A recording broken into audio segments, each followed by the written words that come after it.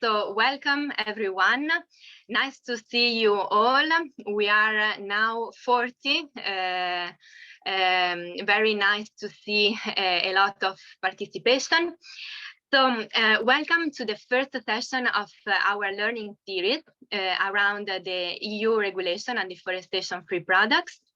The learning series is organized by UNDP, thanks to the Food and Agriculture Commodity Systems community. And this is part of the thematic stream on private sector engagement. My name is Greta, and I'm a coordinator in the FACS team, and I will be one of the moderators of today's workshop. I want to invite you to introduce yourself as well in the chat. You can use the chat. So the workshop, as I mentioned, is recorded and also in Spanish interpretation is available. My colleague Fede will post some interpretation instructions in the chat now. After the workshop, the presentations, the slides will be shared with you, and also some further resources, including some interesting videos. And feel free anytime to write in the chat any question, concern, or comment you have. Yeah, your feedback and comments are really welcome. So just a quick framing. We have organized this learning series as a space for practitioners working on different commodities to exchange and understand and discuss potential also solutions to the upcoming mandatory EU due diligence rules on deforestation-free global value chains. And although we don't have the final details of the regulation, there are already some good indications of what it's going to include. I would like Fede to ask you to share the agenda of today.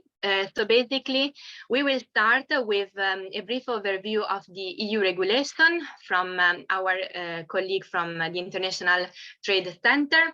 Then we will look into a traceability in the Brazilian cattle supply chain, presentation done by Head in Environment.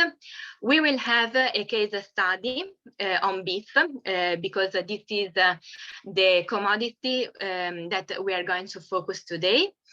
From Costa Rica, it's a case study from Costa Rica, and then we will have a moderated exchange where also other participants will be welcome to contribute to this session, and then we will have a wrap-up and closure. Now, without further ado, I leave the floor to Mathieu, Senior Advisor from the International Trade Center. Mathieu, the floor is yours. Thank you very much, Greta, and good morning, good afternoon, everyone. It's a pleasure to be with you today. The purpose of this presentation is just to give a short overview about the regulation and where we stand right now with it. So as you all know, this is this proposal of a new regulation that came up already at the end of 2021 by the EU to address this deforestation topic and the fact that, yes, the EU demand for international value chains and products is actually leading to agriculture expansion and therefore highlighting some risks for deforestation, not on all products and commodities, but on a certain limited number of them. So it started with a scope of 6 commodities, and then rubber was added in December when the political agreement was reached by the EU Commission, Council, and the Parliament. What happened is that indeed this comes from a political engagement from the European Union to really engage into green and environmental policies. So the EU Green Deal is at the origin of it, with a very clear mandate for the Commission to take such measures and come up with regulations. The EU biodiversity strategy, the farm to fork, it's also very much another piece of the puzzle that has led to this new regulation. And right now, as we stand today in February 2023, is that the political agreement has been reached on the 5th of December between the trialogue, the Commission, the Parliament, and the Council. So the adoption of the final text will likely take place towards May. I would probably say even actually June 2023. And then the text will enter into force and the regulation in itself between 18 to 24 months after. So there is a transition period, which we understand will be quite challenging because also quite short for countries to adapt. Now, just a few slides to reconfirm in detail the scope, modus operandi, key terms that this regulation entails. The commodities, it's about palm, soy, wood, cattle, cocoa, rubber, and coffee, and of course, some derived products. There will be probably more products added to the scope, but that will be revised after 1, 2, and then 5 years of implementation. So we'll see at that point which other sectors could fall into this, but at the moment, indeed, the beef sector, which is at stake today, is in the scope. The application, as the EU says, this is non-discriminatory, so it applies also to European production and exports and not only to the imports, although we all know that we don't produce in Europe some of those commodities like palm or coffee or even cocoa, but that's another topic. The cutoff date for deforestation is end of December 2020, so it is less challenging than some other programs that have been tackling deforestation has been done. But this is very much the baseline for application of this regulation. A key element as well is that there will be this country benchmarking. So each country will be assigned with a certain risk assessment, being high risk, standard risk, or low risk.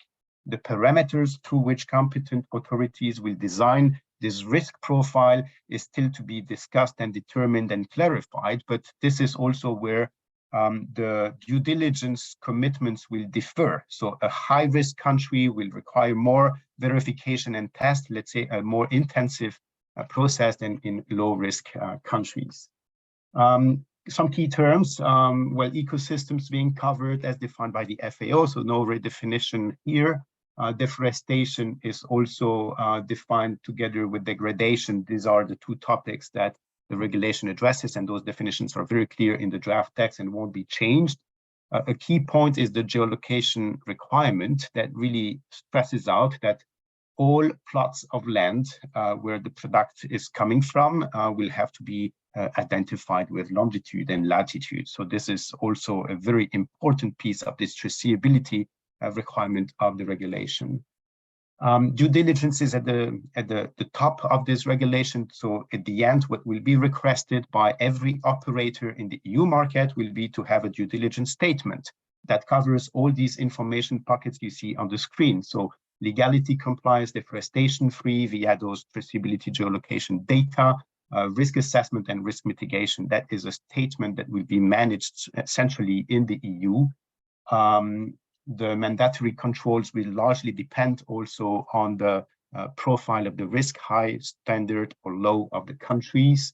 And then there will be, of course, a number of clarifications coming up from the European Union in the next few months. This slide here is important because this is what comes up with questions. So the timing for the transition period, the adaptation, the support to the producing countries, what happens when there is a non-compliance? Is there any possibility to support the actors in the producing countries, or will they be just evicted from the market? Before closing on this introduction, I mean, just some reflections on challenges and opportunities that this brings to producing countries. Challenges that this adds up to the existing quality, quantity, very demanding requirements to address the EU market, and the sustainability agenda becoming more and more complicated for companies, especially small ones in international markets. The opportunities is as well to tackle this global issue of deforestation, climate change, and also probably enhancing some levels of competitiveness of producing countries where they can handle the compliance to this due diligence regulation. So I will close here and also invite you to learn from some experts' views and perspectives in the group that we have created on LinkedIn, of which also the FACS community is more than welcome. where we exchange information, share papers, videos, and also promote events like the one of today. So this is in the LinkedIn group called Forest Alliances for Sustainable Trade. You've got the link and the QR code. So I will stop here. Thanks a lot, and I'm very much looking forward to the rich discussions of today. Thank you so much. Back to you, Greta. Thank you very much, Mathieu. That was really interesting. And now I leave the floor to Rita, a researcher from the Head Environment, an NGO with 30 years of experience in advancing sustainable and inclusive in agriculture value chains. Rita, the floor is yours. Thank you so much. I'll just ask Federica to share my slides then. So thank you and hello everyone. We from Wade Environment are very pleased to join this workshop today. I'm Rita and I'll be talking about traceability in Brazilian supply chains in the context of the EU Deforestation Regulation, or EUDR for short. I'll also already introduce Sara and Marco, my colleagues at Wade Environment, who are also here today. So if there are any questions or comments afterwards that might come up, we can all try to address them as best as possible. So next slide, please. Mathieu already talked a little bit about this, but it's just to give a brief overview of the traceability requirements specifically on the EUDR. It comes as part of the due diligence obligations, and there are 3 different types of obligations or actions required around the due diligence, which are collection of information, including here the information on the geographical location of all plots of land, which implies here product traceability, the risk assessment, and the risk mitigation. These due diligence obligations will depend on the level of risk of the countries that will be defined by the country benchmarking system, as Mathieu already highlighted.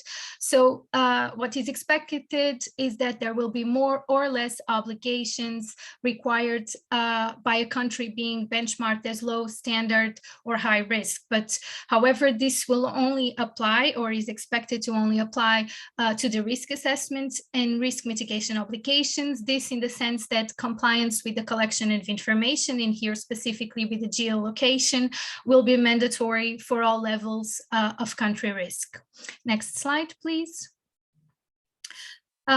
So to showcase the deforestation issues in cattle supply chains in Brazil and how they stand in relation to the EUDR, we recently developed a report produced through the Chain Reaction Research Consortium that Aid Environment is a part of, in which we analyzed the sample of suppliers made of more than 12,000 direct suppliers and more than 26,000 indirect suppliers to JBS, Minerva, and Marfrig, which are the 3 biggest meat packers operating in Brazil. And just for your information, this report will be available to all of you. I've sent it to Greta, so you can look at it in more detail if you wish. But the main conclusions in this report were that potentially more than 65,000 hectares of Amazon and more than 6,000 hectares of Cerrado vegetation clearings were non-compliant with the requirements of the EUDR.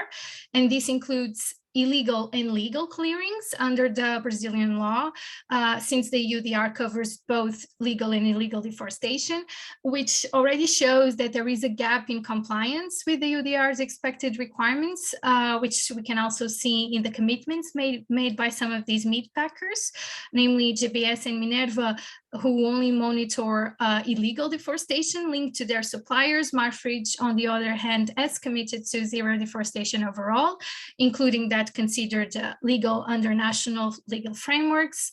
But then we also have the fact that these meat packers do not currently monitor all their indirect supply, which is where most deforestation happens. And finally, there are the deadlines that the meat packers have set for achieving full supply chain transparency, which is now out of pace with the expected date of application of entry into force of the EUDR. And failing to address these gaps may carry legal risks for these meat packers, namely in the form of legal penalties, such as fines and temporary bans from procurement processes, among others, as laid down by the EUDR. Next slide, please.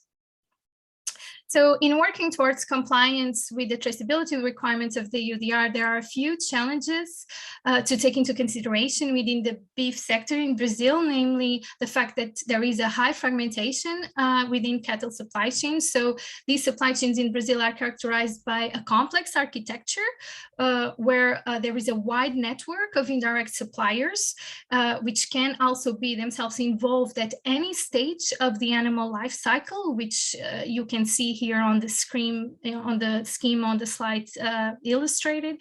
This means that the animals may move between several properties before reaching the slaughterhouse, which poses further challenges to traceability and heightens the risk of cattle laundering. Then we also have limitations of existing systems that are used in traceability. So the rural cadastre data, the CAR, and the animal transportation permits, the GTA, are data systems that can be used to trace the origins and establishments where the animals have been, but they do have some limitations that can decrease their effectiveness as tracing tools. So the CAR, for instance, has a self-declarative nature and is therefore more prone to fraud. And GTA is also a paper-based system that was originally used, its original purpose was sanitary control. So if it becomes or starts being used for traceability, it may pose also some problems to sanitary control. And then finally, we have some problems with the confidentiality of information, which has been raised by some industry actors, namely that transferring information through the supply chain on the origin of the cattle may harm business strategies and competition. Next slide, please. Yeah, so however, there are also opportunities and concrete ways in which traceability can be improved in these supply chains, making it a feasible and necessary capability to address issues of deforestation and forest degradation as laid down by the UDR. So to start with, although I mentioned the fact that there are some limitations to the data systems that are currently used, they shouldn't be dismissed or considered useless or unviable, because CAR and GTA integrated data used in combination can provide good traceability results, namely in tracing cattle sources beyond slaughterhouses and meat packers' direct suppliers. So also being able to trace indirect suppliers in the indirect supply stream. They are already used in tools that are available and that are already used by industry actors such as Visipec, CMGeo, and Silverde. Then we have multi-stakeholder partnerships and fora, which are also very important in facilitating and in advancing supply chain traceability, which has been happening. And for example, the Indirect Suppliers Working Group for Brazilian Ranchers, or the GTFI, is a good example of this. They have been helping in developing methods, in defining good practices, while at the same time coordinating stakeholders' efforts and goals. In Brazil, we also have multi-stakeholder agreements, such as the Conduct Adjustment Term, and we had the Public Cattle Commitment, which have had a role in fostering cattle tracing and monitoring in Brazil and have led to good results in, for instance, contributing to a lower likelihood of deforestation in properties located in the areas they were covered.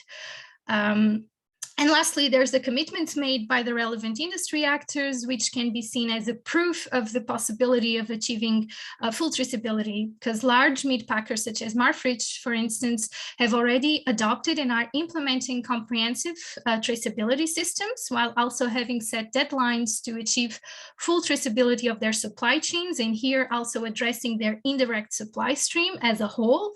So, and also to achieve this, they have been creating, and there are already examples of the creation of incentives and offers of assistance to producers and farmers as a way of fast tracking this process of increasing the traceability of the supply chain, and also to avoid producer exclusion in procurement practices, which is also something important in order to make this process inclusive. So just to conclude, in spite of the challenges, it is feasible to implement traceability in cattle supply chains, and it is necessary in order to address the deforestation and forest degradation issues that are still prevalent in these supply chains.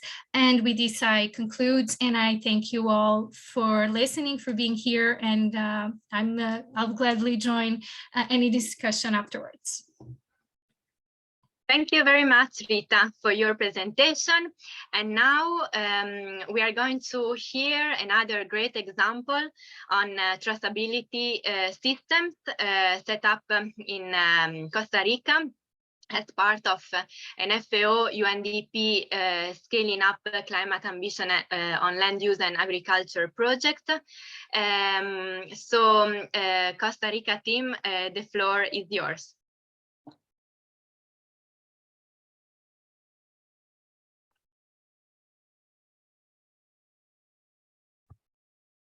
Muy buenos días para todos. Para nosotros es un placer poder estar con ustedes el día de hoy compartiendo la experiencia que desde la Corporación Ganadera se está fomentando para justamente el área de ganadería.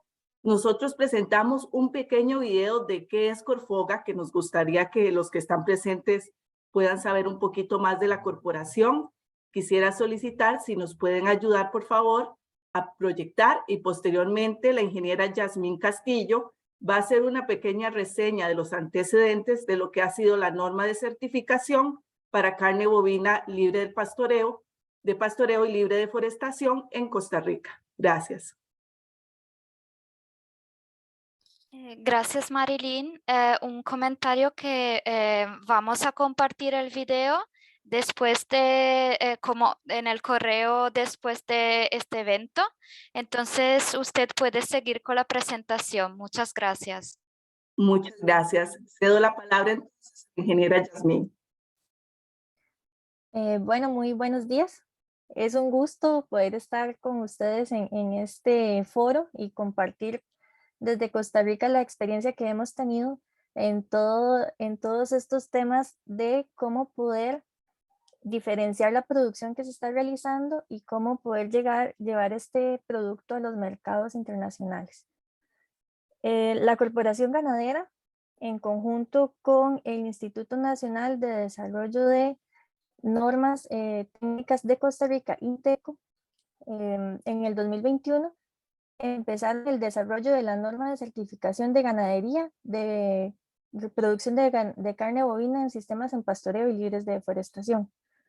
Para esto se desarrolló un grupo interdisciplinario, el cual consistía en participantes desde la academia, la parte de la producción primaria en finca ganadera, actores de la cadena cárnica, incluso ya en la parte de proceso del producto, y también teníamos actores del gobierno que nos apoyaron en el tema del desarrollo de la norma. Si gusta puede pasar la diapositiva.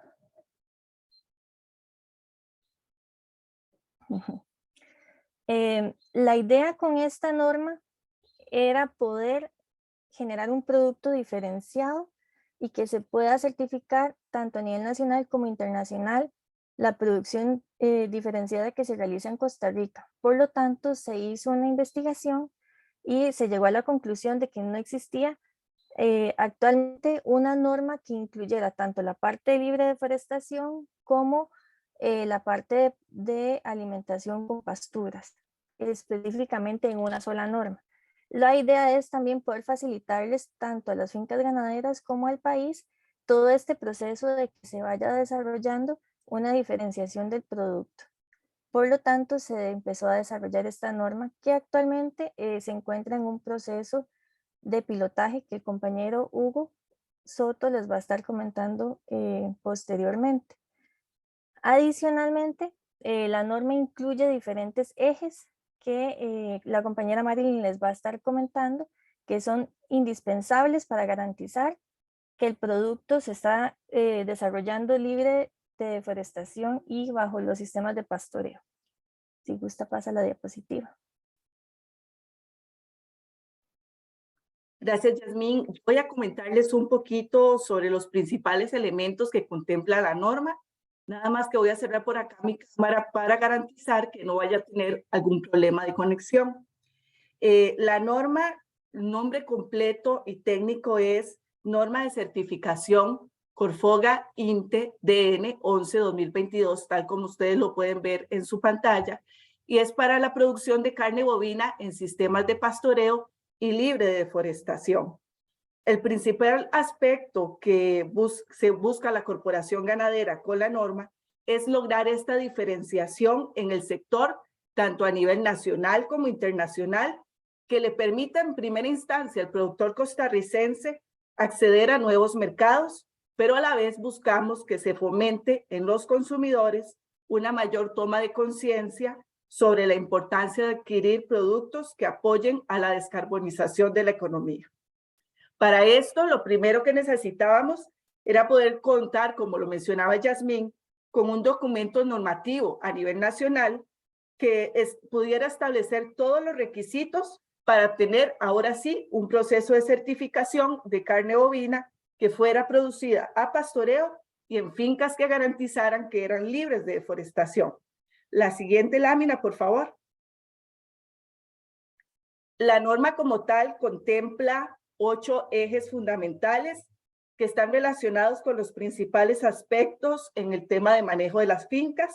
El primero de ellos, la bioseguridad, como todos sabemos, es fundamental para garantizar el estatus sanitario del sistema productivo. El segundo es el tema de la trazabilidad, que considera desde la identificación de los animales hasta un adecuado uso de un sistema que tenemos acá a nivel nacional que se llama CIRIGAP, sobre el cual el ingeniero Hugo Soto va a comentarles un poco más adelante, que busca poder garantizar básicamente esa trazabilidad desde el campo hacia la mesa. El siguiente aspecto es el tema de sanidad animal, que considera todos los protocolos sanitarios que garanticen un adecuado control de enfermedades zoonóticas principalmente, así como el uso correcto de todo lo que son productos veterinarios. Posteriormente tenemos el tema de alimentación. Este es un eje fundamental que considera no solo la verificación de producción a base de pastoreo, sino que garantiza que no se va a suministrar a los animales insumos no permitidos, tales como productos de origen animal o el uso de promotores de crecimiento, entre otros. Tenemos también el tema de bienestar animal, que para nosotros en nuestro país es sumamente importante en cualquier sistema productivo y que se relaciona no solo con la calidad de canal en el producto final, sino que busca garantizar que todos los animales dentro de estos sistemas productivos son libres de hambre, de sed, de angustia o de cualquier otro factor que pueda producir en ellos algún estrés o alguna enfermedad. Otros aspectos importantes que contempla la norma es el tema de instalaciones y el tema de transportes, pero el más relevante de todos es la parte de gestión ambiental, que por sí en Costa Rica es un tema sumamente importante. Es aquí que la corporación ganadera busca que todos estos sistemas de producción sean 100% amigables con el medio ambiente y que por tanto sean libres de deforestación y se garantice la protección de aguas. Con esto nosotros buscamos finalmente que todos estos sistemas productivos incorporen prácticas sostenibles, que se enfoquen en conservar y que hagan un uso adecuado de suelos, un uso adecuado de pasturas y que incorporen árboles dentro de las fincas, respetando ya los árboles que están existentes en reserva.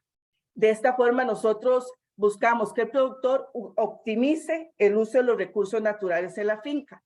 Para el proceso de certificación, los productores nacionales pueden optar por 2 niveles. El primer nivel, el 1, es el nivel más básico, que en esto, pues el productor garantiza que cumple con algunos de los puntos que hemos mencionado anteriormente y que tiene un manejo adecuado en su sistema productivo. Y el segundo nivel, que sería el nivel más alto, es aquellas fincas que además de cumplir con todo lo mencionado en el nivel 1, cumplen también con una adecuada gestión para la adaptación del cambio climático y hacen un uso eficiente de sus recursos naturales. Por acá me quedo yo y cedo la palabra al ingeniero Hugo Soto. Gracias. Buenos días, un gusto saludarlos acá de la zona sur del país. Federica, si quiere me ayudo con la siguiente. Acá. Bueno, en la etapa actual en que estamos, en el país tenemos varias organizaciones que se llaman cámaras de ganaderos. Entonces, este pilotaje se está implementando en la parte sur del país, en la región Brunca, y se trabajó con las 2 cámaras que hay acá para a la hora de seleccionar los posibles productores. Esto fue de forma voluntaria. Fueron socios o son socios de las cámaras de ganaderos y en el 2022 se seleccionaron y se empezaron a trabajar en octubre del 2022. Hay un compañero del PNUD que está trabajando con nosotros en toda la zona. Y bueno, el primero que se hizo fue identificar las fincas, se visitaron las fincas y se empezó a implementar la norma para saber cuáles son los posibles focos o cuellos de botella que tienen los productores para no poder llegar a los niveles que ya la compañera Marilyn explicó. Lo que se ha encontrado es prácticamente que el primer problema que tienen es de registros básicos, registros de ingreso de personas a la finca, registros de control de plagas, los realizan pero no los registran. Identificación o rotulación en la finca, prohibido el paso, cosas muy básicas, o sea, son cosas que el productor va a mejorar y lo puede hacer muy rápido. También, otra de las principales deficiencias que se encontró fue la parte de trazabilidad, porque, como ya María lo comentó, nosotros poseemos un sistema, lo maneja el SENASA, que es IRIGAP, pero actualmente acá en Costa Rica es voluntario.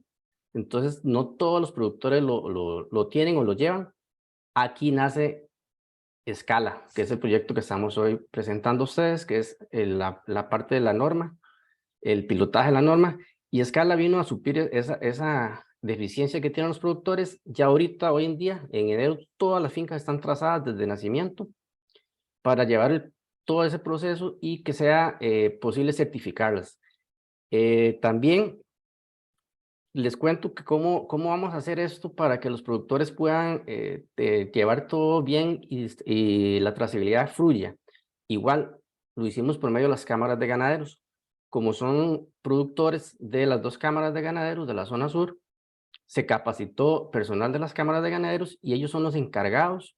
Van a servir como un call center donde los productores pasan la información y los compañeros de las cámaras la suben al CIRIGAP para que ya queden los animales, sea trazados o más bien si van de salida, que los saquemos del sistema con toda la norma del CIRIGAP. Para contarles un poquito, si quiere me ayudo con la próxima, Férica, lámina. Estas son las fincas. En total hay 14 productores trabajando ahorita con Escala y están distribuidos en todo el sur. Desde la zona de San Isidro, que es la primera zona que se topa uno después del GAN, y hasta el sur, casi pegando a Paso Canoas, que tenemos la finca más cercana con la frontera con Panamá. Todos son productores de cría y hay de doble propósito. La zona es una zona de bastante protección de bosques. Para contarle que de estas fincas, muchas estuvieron también en el proyecto de paisajes productivos, y ya están monitoreadas y manejan un 45% de bosque de protección, y ellos andan con un promedio de 18 árboles en potrero promedio. Entonces son fincas que tienen bastantes recursos naturales, los protegen, pero ocupamos nada más que la norma venga a certificar eso para poder tener ese plus o esa extra para poder exportar o para tener un mejor mercado al futuro con la ganadería del país. Eso sería. Muchas gracias.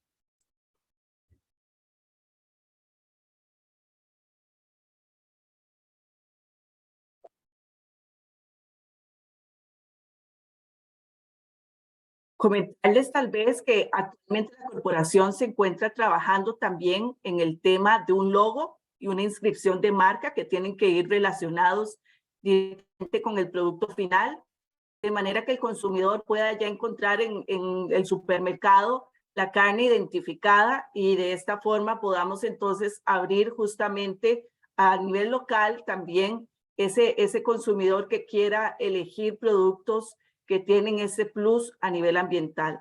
Y de esta forma también vamos preparándonos para que a futuro, para eso está trabajando la corporación, los productores nacionales puedan tener un espacio dentro de ese mercado de la Unión Europea y podamos tener por allá carne de excelente calidad de origen costarricense. Muchas gracias por el espacio y quedamos a la orden.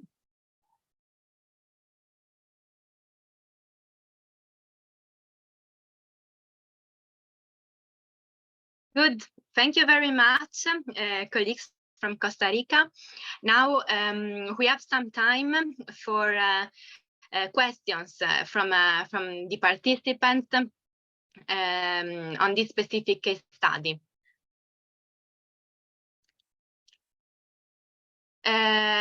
Heitor, sorry if I'm not able to pronounce your name correctly, but please feel free to ask your question.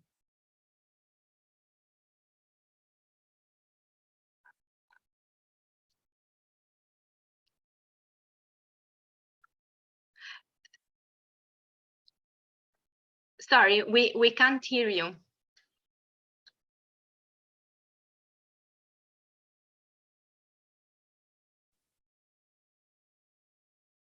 No, no escuchamos. Can't hear you, Heitor. Perhaps you could check your audio settings by clicking in the arrow of mute unmute. And perhaps while doing so, Greta, could you perhaps take some time for other questions or, yeah, next step. There is already a question in the chat box from Camilo. And maybe, Heitor, you can post your question in the chat box as well.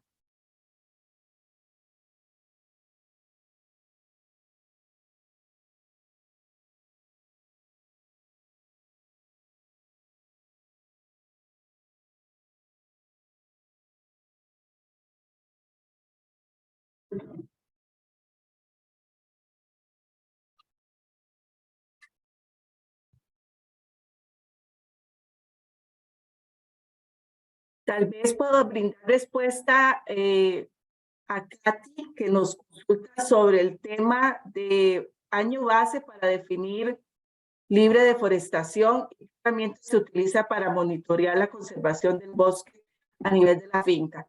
Bueno, aquí es muy importante mencionar también todo este apoyo que nos ha brindado también el PNUD. Ellos tienen una herramienta que está formando parte del pilotaje, no es la oficial de la norma, eso es importante mencionarlo, pero sí es una herramienta que recientemente presentaron informes que se realizaron en el año 2018, 2019, si no me equivoco, si no ahí don Jairo me refuerza, y estamos muy contentos, muy satisfechos porque a nivel nacional el tema de ganadería está muy bien en cuanto a la parte ambiental.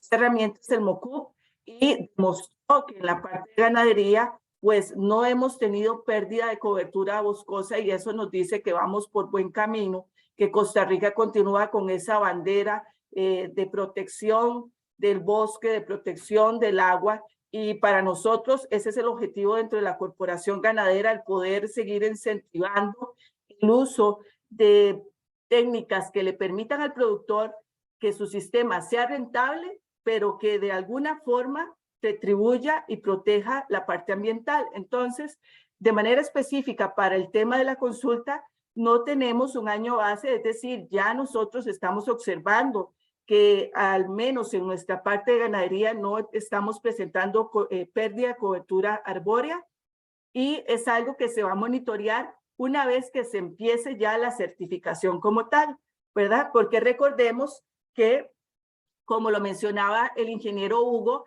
estamos en el momento de pilotaje, o sea, nosotros estamos viendo si la norma, lo contemplado dentro de la norma, está muy alto o está correcto para el productor nacional y cómo está también en cuanto a los estándares internacionales, ¿verdad? Entonces estamos en ese paso. Posteriormente, una vez que las fincas se certifiquen, ahora sí, pues evidentemente tenemos que incorporar la parte de control, que no se presente esa pérdida de cobertura arbórea. Hay otros elementos también adicional a la herramienta del MOCUP que estaremos utilizando para poder certificar eso puntualmente. Muchas gracias.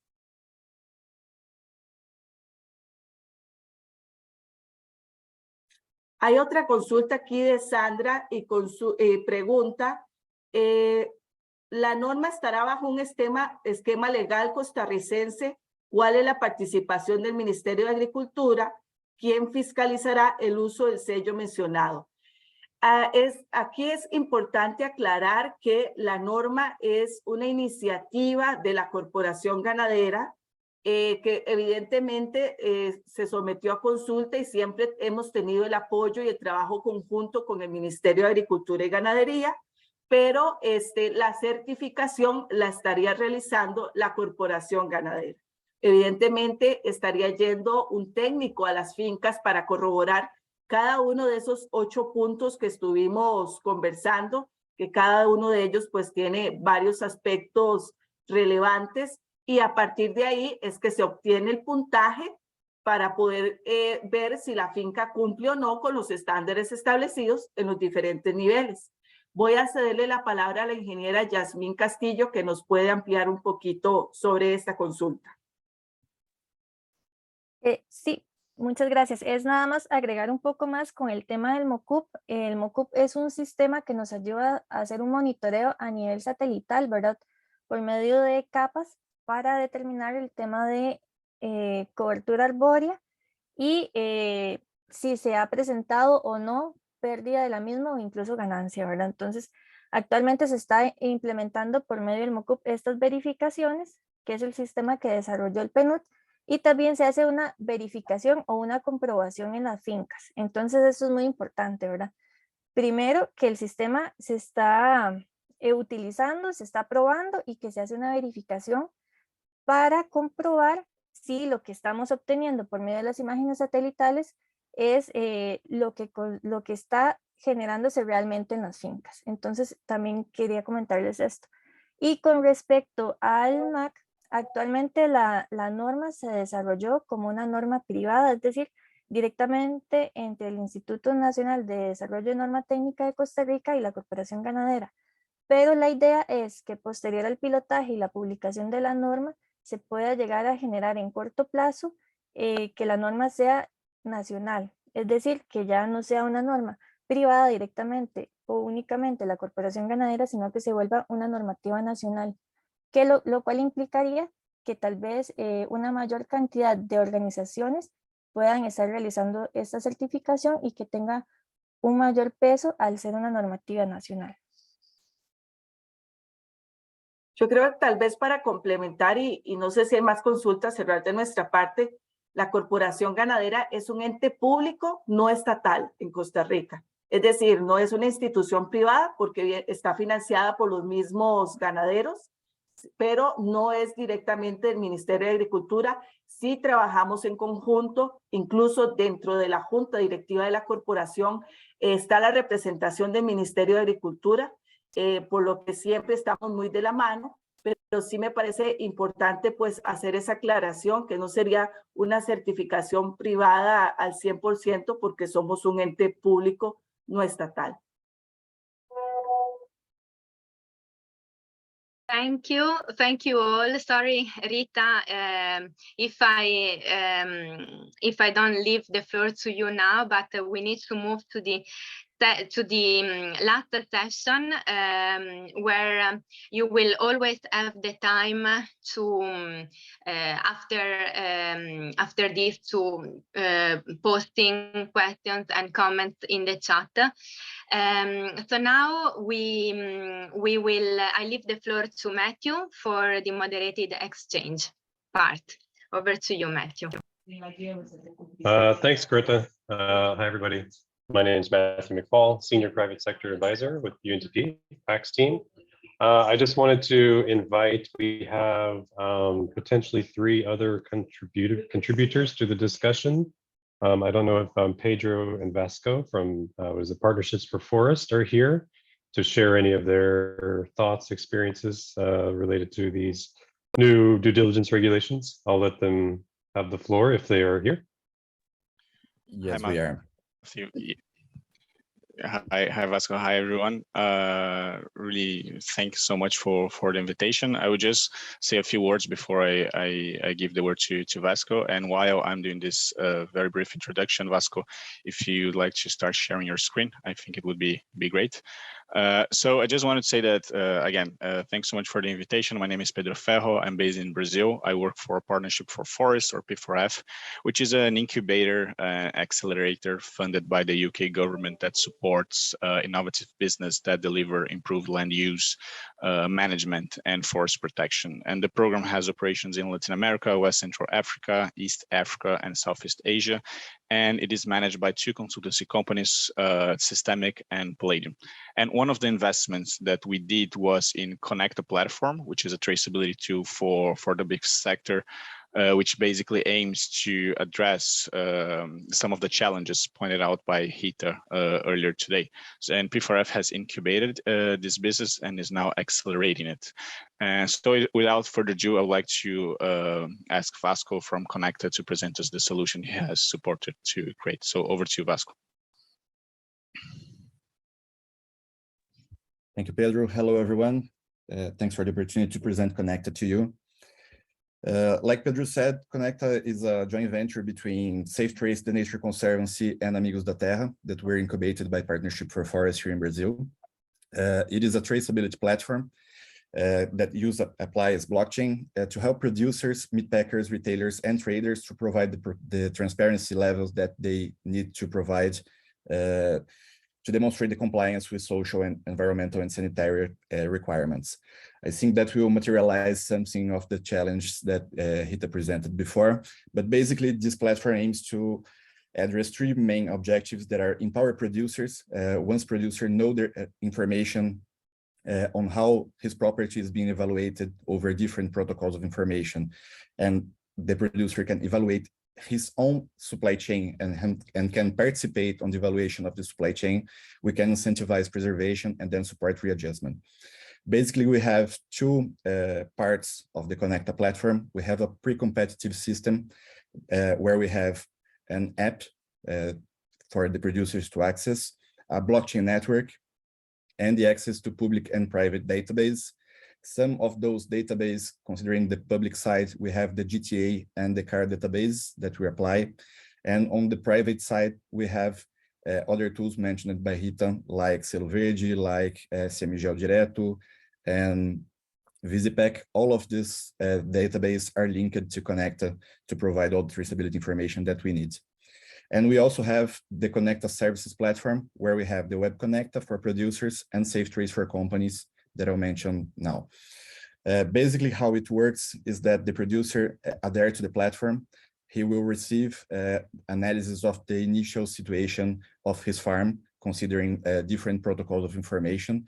These analyses normally are provided by Selo Verde or Visipec or private companies like SMGL. And then the producer can, applying the app, verify their suppliers before he purchases cattle, so he can verify his supply chain before purchase new animals. On the other hand, we have Web Connecta, where the producer can control all their purchases, sales, and operations for the farm. He can verify the eligibility to different protocols of his animals. He can opt to securely share data with the meat packers or other producers. And if he needs any kind of readjustment, he can receive the information that he needs to onboard on different readjustment programs that are already available here in Brazil, normally provided by the state level, like we have on Pará State or Mato Grosso State. To complement the information that we gather over producers, we have Safe Trace platform.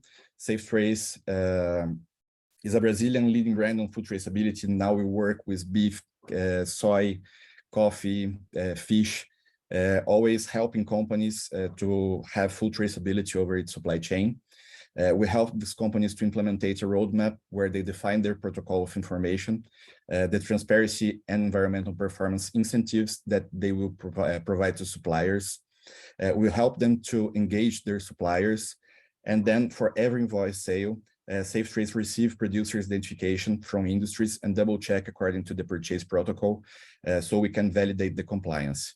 We are already working here in Brazil with all the top retailers. Here we have the top retailers in Brazil are Carrefour Group and GPA and Açaí, that is part from Casino Group. And we're also working for Walmart on USA, Canada, China, and Chile on everything that they're purchasing here in Brazil that they need to control for beef and soy. On the right side, we have all the meat packers that are already sharing information through this platform. We are part of Marfrig Verde Mais program that Rita mentioned. We are the tool that they're applying on the ground to collect information from its suppliers. And considering we only have 3 minutes, if you need any further information, I'll be available on the session. And also you can talk with me by email or WhatsApp. Thank you.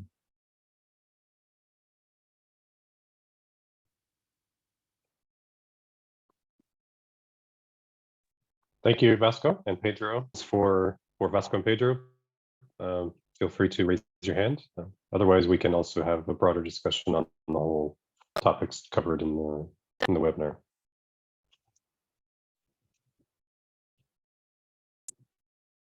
Anyone from ProForest among the audience?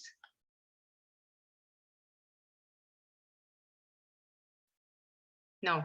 Well, yes, there is. I'm new to this discussion, so I'm Laura Bacheleri, Senior Project Manager from ProForest.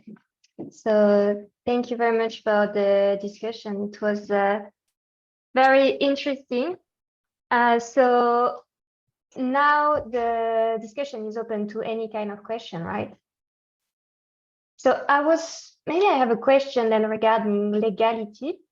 I'm not like very familiar with the beef sector, but I was wondering, how will you assess the legality of beef production via the two systems that were presented? Because the EU regulation is looking at deforestation-free production, but also legal production.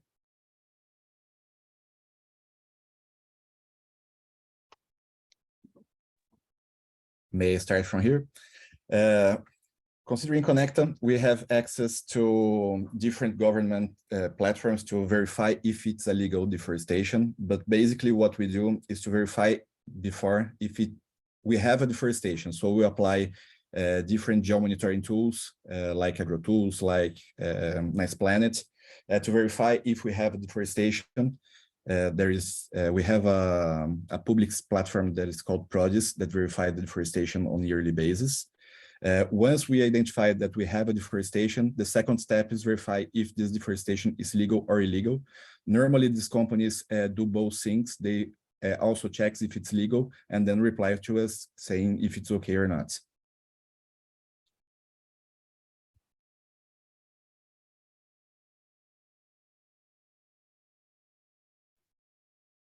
I see Heitor. If your audio is working now, feel free to chime in. Well, I have changed computer. Can you hear me now? Yes, we hear you now. Thank you.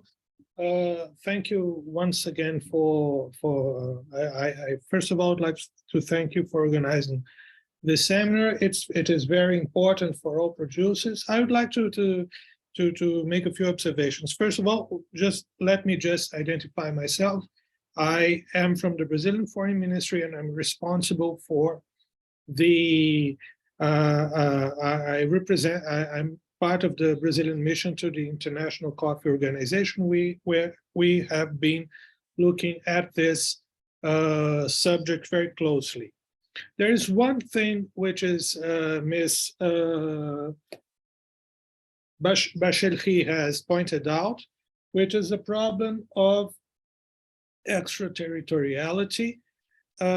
We have a deforestation law in Brazil. I am sure many other countries which are victims of this new legislation also have their deforestation laws, and we think this law is an instance. This new regulation is an instance of exporting a European deforestation abroad. This is made much more serious by the fact that most of the solutions that had been presented here are solutions provided by NGOs or consultants which receive European funding. I have seen this also in other instances where this law has been discussed, and I think it is very important that the solution proposed by Costa Rica, which is a nationally decided, respecting national sovereignty criteria for what is legal deforestation, what is deforestation-free, what is a deforestation-free product, should be encouraged instead of encouraging what we are doing now, which is providing basically providing services from companies or from consultants which are European-based or European financed, even if they have Brazilian or South American or African people working on them. I think we have here an instance of exporting a definition which has been entirely decided by the European Union, and then exporting services from companies which are or consulting companies, which also they are both receive funding from the European Union. They are based or largely based on the European Union, even if they have offices abroad. And so the solution proposed by Costa Rica is very interesting, and whoever is from the producing sector and not from the consulting sector, Brazil encourages other countries to design their own norms, their own criteria, instead of abiding by something which is imposed through trade by a foreign country. Thank you. Thank you, Heitor. I think a very important point has been raised there that, and it necessitates further discussion around how do we ensure that these new regulations aren't disproportionately burdening the developing world, the producers especially. And I think that's a discussion, a much bigger discussion that we could continue having within the FACS community. I believe that's been pointed out multiple times. There's links to the deforestation area in the FACS community for further discussion. So I would invite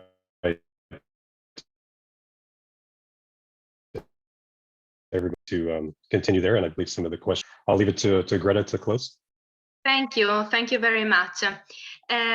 So unfortunately, we are on top of the hour, and thank you very much for all the presenters and all the participants. It was a great start. The second session is planned for the beginning of March. You will receive soon the invitation, and the focus will be more on coffee, so another commodity, to learn more from another supply chain sector. Before closing, I ask you to respond to some questions, to have your feedback on how was this workshop. Fede will put this in the chat, the link to respond to the survey. You will have time to respond also after the session is closed.